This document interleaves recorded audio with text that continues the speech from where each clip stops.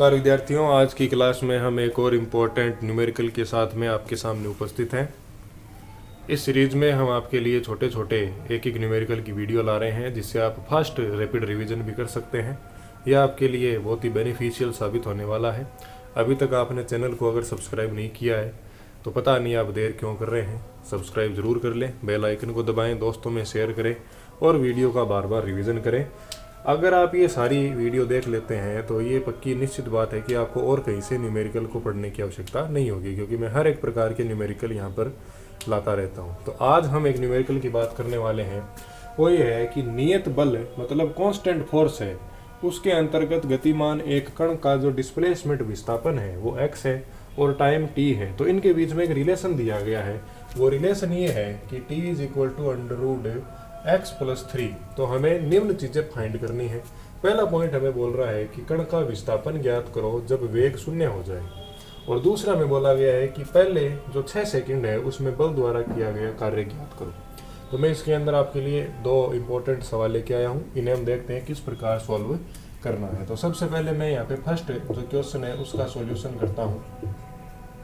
हमें ये बोला गया है कि आपको विस्थापन तब ज्ञात करना है जब वेग कितना हो जाए शून्य। तो हम कह देंगे कि v बराबर हमें कितना कर दिया 0। तो हम कह देंगे ये हो जाएगा dx/dt इज इक्वल टू 0। तो हम यहाँ पे x की वैल्यू रखेंगे।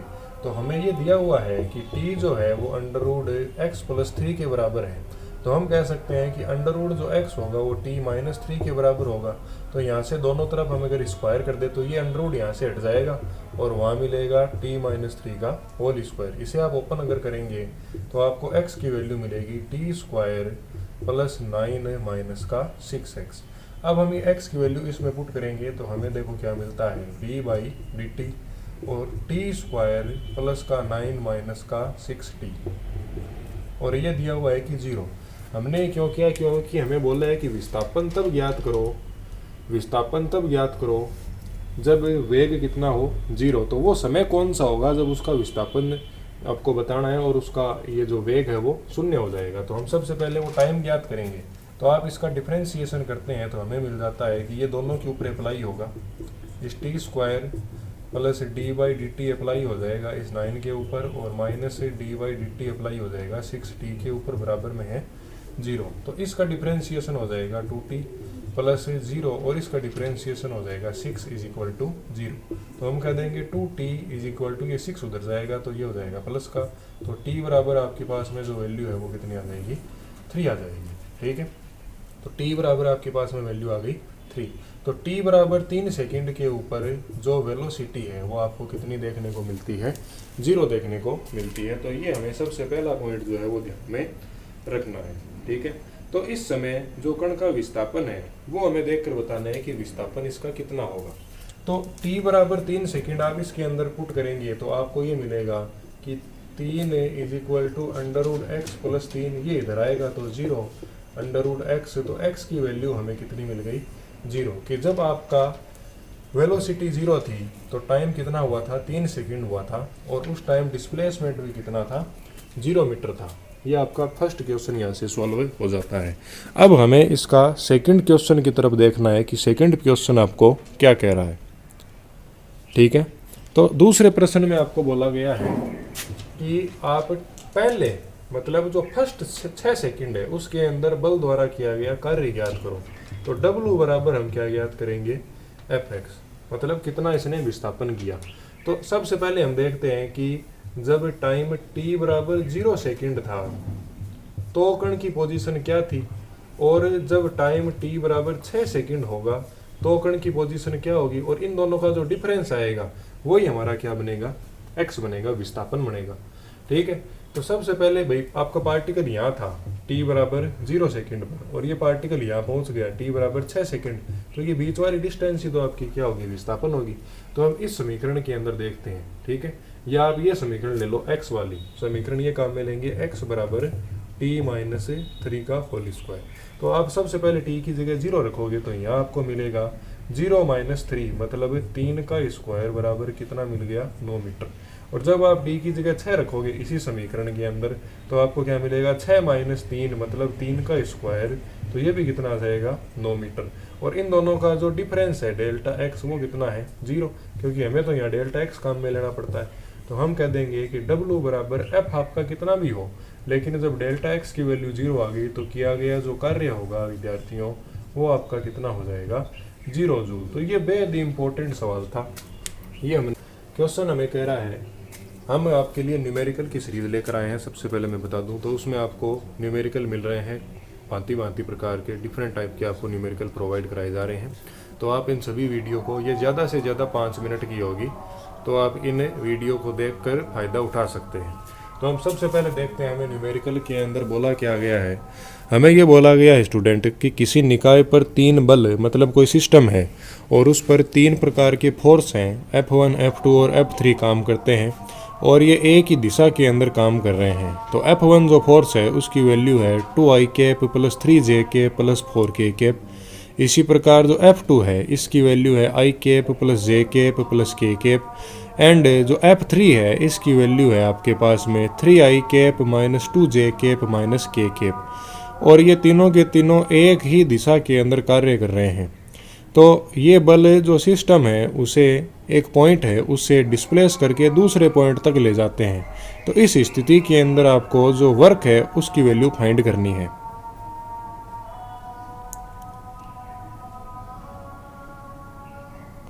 तो देखते हैं इस प्रश्न को हम किस प्रकार से सॉल्व करेंगे। तो हमारे पास है यह आपका कोई सिस्टम था इस तरीके का, मान लो ये यहाँ प्रेजेंट था ए कंडीशन के ऊपर, लेकिन अब ये बी के ऊपर आ गया। तो ए के अंदर जो इसके निर्देशांक थे वो थे 2, 3, 6, तो 2, 3 और 6। ये इस स्थिति के ऊपर था, लेकिन अब ये यहाँ पर आ चुका है इस स्थिति के अंदर। तो ये आपका 5, 3 और 8। तो इसके अंदर हमें विस्थापन देखने को मिल रहा है, इसके अंदर कुछ ना कुछ डिस्प्लेसमेंट हुआ है और हमें इसमें बोला गया है कि आप किसकी गणना करो, कार्य की गणना करो। तो हम ये जानते हैं स्टूडेंट कि जो आपका W होता है वो किसके इक्वल होता है, W is equal to F dot x के इक्वल होता है, डिस्प्लेसमेंट विस्थापन के इक्वल। अब आप कहेंगे कि हम यहाँ पे F कौन सा लेंगे, F तो हमें 3 प्रकार के दिए हुए हैं। तो इसने बोला कि सभी बल एक ही दिशा के अंदर लग रहे हैं। तो हम क्या कह देंगे कि जो आपका टोटल फोर्स होगा, टोटल फोर्स जो F होगा वो इन तीनों के योगफल के इक्वल होगा, F1 प्लस F2 और प्लस का F3। तो आपके पास जो F मिलेगा वो आपको मिल जाएगा कि 2i cap plus 3j cap और 4k कैप। प्लस कर देंगे F2 की वैल्यू को, तो i plus j plus k cap और प्लस के अंदर F3 को जोड़ देंगे तो 3i माइनस 2j और माइनस का k कैप। तो हम जानते हैं कि i वाला i के साथ जुड़ेगा, j वाला j के साथ और k वाला k के साथ जुड़ जाएगा। तो 2i और एक ये 3i और ये 3, तो यहाँ हो जाएगा 6i कैप प्लस 3 और एक 4, 4 में से 2 गए तो 2j कैप, 4 और एक 5, 5 में से एक गया तो 4k कैप। ये आ गया हमारे पास में इक्वेशन नंबर 1। अब हमें फाइंड करना है कि इनमें डिस्प्लेसमेंट कितना हुआ। तो आप कह देंगे कि पहले 5 पर था, मेरे पहले 2 पर था, फिर 5 पर आ गया, तो x में 3 का अंतर आया। ये 3 पर था, ये भी 3 पर ही है, मतलब 0 का अंतर आया। और 8 से 6 कितने का अंतर आ गया, 2 का। तो ये विस्थापन है। तो हम यहाँ से x की जो इक्वेशन है वो बना सकते हैं कितनी, कि 3i प्लस 0j और प्लस का 2k। तो ये समीकरण आ गई आपकी इक्वेशन नंबर 2। और इन दोनों का डॉट प्रोडक्ट जो होता है वो क्या होता है, आपका वर्क होता है। तो हम यहाँ पे वैल्यू पुट कर देते हैं। f की वैल्यू रखेंगे 6i प्लस का 2j प्लस का 4k और डॉट ये वाली वैल्यू रखेंगे 3i प्लस 0j और प्लस का 2k। और जब आप इनको सॉल्व करते हैं तो i वाला i से मल्टीप्लाई होगा, तो हम कह देंगे 18, 6 दिए 18 प्लस 2 को 0 से मल्टीप्लाई करेंगे 0 और 4 को 2 से मल्टीप्लाई करेंगे तो 8। तो आपको यहाँ पे वैल्यू देखने को मिलेगी 26 जूल। तो इस तरीके से हमें इस सवाल का क्या करना था, सॉल्यूशन करना था। और आशा करता हूँ कि आपको ये सवाल जो है वो अच्छे तरीके से समझ में आया होगा। हमारी जो भी वीडियो रहती है वो विद्यार्थियों के हित को ध्यान में रखकर बनाई जाती है और अंदर पूछने लायक हैं और वो पूछे भी गए हैं। इन प्रकार के सवालों में आपको डिस्प्लेसमेंट दिया जाता है, मतलब विस्थापन का समीकरण दिया हुआ होता है और उसका आपको अवकलन करके वेग और त्वरण का मान ज्ञात करना पड़ता है, जो आपको कंडीशन गिवन होती है। तो उसी तरीके का एक सवाल हमारे पास में है। इस सवाल के अंदर आपको ये दिया गया है कि यदि किसी वस्तु का विस्थापन x is equal to A T की power 3 plus 6t² plus bt है तो इसका वेग, वेलोसिटी और त्वरण एक्सीलरेशन फाइंड करना है। यदि टाइम t बराबर 5 सेकंड और a और b ये जो आपके कांस्टेंट दे रखे हैं इनकी वैल्यू रेस्पेक्टिवली 3 और 2.2 है। इंग्लिश के अंदर ये प्रश्न है कि if displacement of a particle x is equal to A t to the power 3 plus 6t² plus bt, find velocity and acceleration if t equals to 5 second and a and b are respectively 2 and 3.2। ठीक है, तो इस सवाल के अंदर आपको सबसे पहले ये जो डिस्प्लेसमेंट दिया हुआ है इसे लेना है। तो इसका सॉल्यूशन क्या कहता है कि हमें ये दिया हुआ है कि x is equal to A t to the power 3 plus 6t² plus bt। जब आपको वेग ज्ञात करना होता है, मतलब जब आपको क्या ज्ञात करनी होती है, वेलोसिटी, तो हम क्या कहते हैं कि v बराबर होता है dx अपॉन dt। तो ये आपका अवकलन डिफरेंशिएशन है, तो d बटा dt हमने यहाँ रख दिया, a की वैल्यू हम यहाँ ये रख देंगे, तो a t to the power 3 plus 6t² plus का dt। अब ये dy dt इस पर भी लग जाएगा, इस पर भी तीनों पर लग जाएगा, तो हम कह देंगे कि d अपॉन dt इस पर लगेगा तो a t to the power 3 plus d upon dt इस पर लग जाएगा तो ये हो जाएगा 6t² plus d upon dt इस पर लगेगा तो ये हो जाएगा bt। अब a कांस्टेंट है तो ये a बार आ गया और t की पावर 3 है तो 3 पावर आगे आ गई और 1 पावर कम हो गई, ठीक है अवकलन। प्लस ये 6 बार आ गया और t² का हो गया आपके पास में 2t और प्लस b बार आ गया और t का हो गया 1। तो ये समीकरण मिल गई कि 3at² प्लस 6 दूनी आपके पास में 12t और प्लस b। तो ये आपके पास में क्या निकल कर आता है, वेग।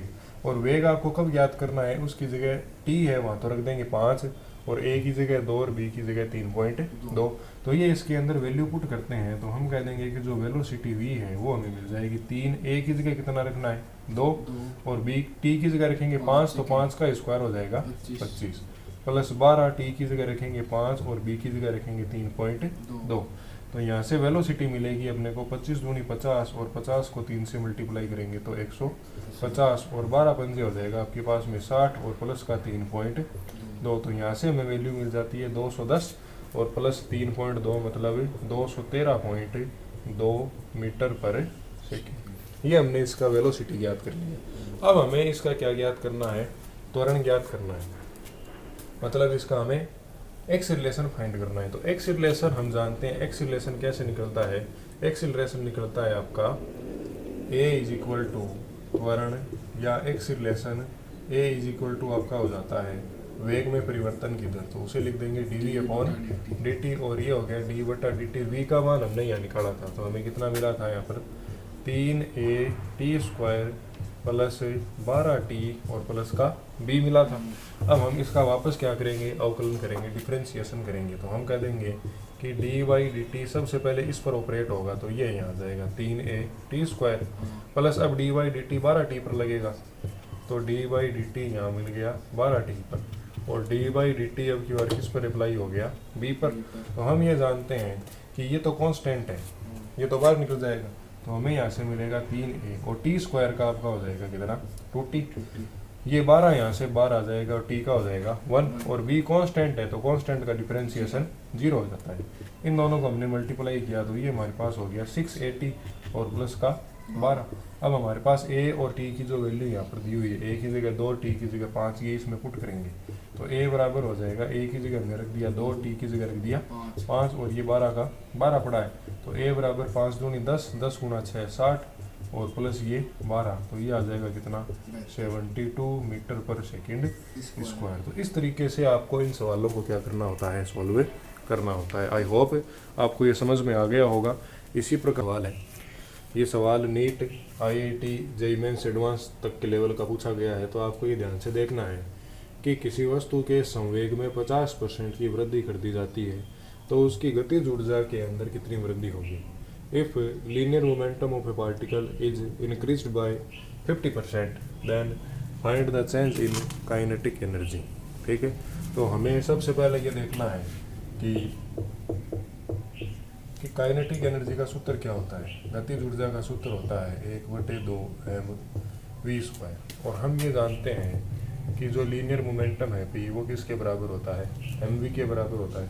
तो हम यहाँ पर ये कह सकते हैं कि अगर मैं इसे ऊपर नीचे m से मल्टीप्लाई कर देता हूँ तो ये सूत्र आपका बन जाता है 1/2 m square v square upon m, और इसकी जगह हम रख सकते हैं p स्क्वायर, तो ये आ जाता है आपका p स्क्वायर अपॉन 2m। तो यहाँ से हमें फाइनल काइनेटिक एनर्जी की फॉर्मूला मिल जाता है p स्क्वायर अपॉन 2m। तो हम इस फॉर्मूले को ध्यान में रखेंगे।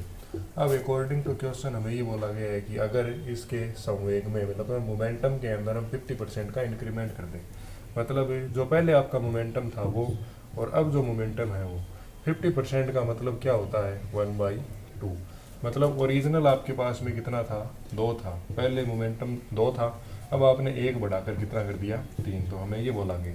तो हम इसके अंदर जब ये वैल्यू रखेंगे तो आप ये कह देंगे कि काइनेटिक एनर्जी जो 1 जो होगी वो आप यहाँ पे 2 रख के निकालेंगे, तो हम ये कह देंगे कि हमें इतना मिलेगा कि 4/2m यूनिट। इसी तरीके से जब आप काइनेटिक एनर्जी 2 निकालेंगे तो आप 3 यहाँ पर वैल्यू पुट करेंगे और आप ये लिखेंगे कि ये हो जाएगा 9/2m। और इन दोनों का अगर हम रेशो देखें kinetic energy 1 upon kinetic energy 2 का, तो हमें मिलता है कितना 4/2m ये, और अपॉन के अंदर ये 9/2m, तो ये तो कट गया, तो हमें अनुपात मिल गया 4:9। मतलब हमारी जो पहले काइनेटिक एनर्जी थी वो थी 4 और अब काइनेटिक एनर्जी हो गई 9। तो इसके अंदर चेंज कितने का आया, 5 यूनिट का चेंज हुआ, किसकी रेस्पेक्ट में, 4 की रेस्पेक्ट में, और हमें परसेंटेज चेंज निकालना है। तो हम इसको मल्टीप्लाई कर देंगे किससे, 100 से। तो जब आप इसको 100 से मल्टीप्लाई कर देंगे तो ये यहाँ से कटेगा आपका 25 टाइम्स और यहाँ पे आ जाएगा आपका 125%। तो ये आपका फाइनल आंसर रहेगा। तो आंसर इसका ये होगा कि when momentum of a particle is increased by 50% then the kinetic energy of this particle is also increased by 125%। तो ये आपका न्यूमेरिकल था। इस तरीके की न्यूमेरिकल आप और निकालने की कोशिश करें तो आपको ये पेपर के अंदर आने की संभावना बहुत ज़्यादा है। तो इसी तरीके से हमने बेसिक भी पढ़ा हुआ है इसका, तो आप वो भी वीडियो हैं। फटाफट से ही कॉन्सेप्ट क्या है, क्या आपको ये बताना है कि किसी बल द्वारा किया गया कार्य इनमें से कौन सा होता है, गतिज ऊर्जा और संवेग में संबंध क्या है, प्रत्यास्थ टक्कर के लिए प्रत्यावस्थान गुणांक जिसे हम K कहते हैं इसकी वैल्यू कितनी होती है, और अप्रत्यास्थ टक्कर के लिए समवेग प्रत्यावस्था गुणांक का मान कितना होता है। तो हम ये देखते हैं कि किसी वस्तु के द्वारा किया गया जो कार्य है वो W बराबर Fx के द्वारा दिया जाता है। तो इस एक का जो संबंध है वो S के साथ होगा, तो यहाँ लिख देते हैं S, ठीक है। किसी वस्तु की गतिज ऊर्जा और संवेग में क्या संबंध है, तो ये संबंध होता है, मैंने आपको लास्ट वीडियो में न्यूमेरिकल में बताया था कि K बराबर P²/2m। तो इसका संबंध R के साथ होगा। प्रत्यास्था टक्कर के अंदर जो प्रत्यावस्थान गुणांक K का मान होता है वो 1 होता है, तो इसका राइट आंसर आपका Q हो जाएगा। और जो अप्रत्यास्थ टक्कर होती है उसके लिए प्रत्यावस्थान गुणांक का मान 0 होता है, तो इसका आंसर आपके लिए ये हो जाएगा। तो ये छोटा सा सवाल था जिसे आपको समझना है और दोस्तों के अंदर शेयर करना है। धन्यवाद।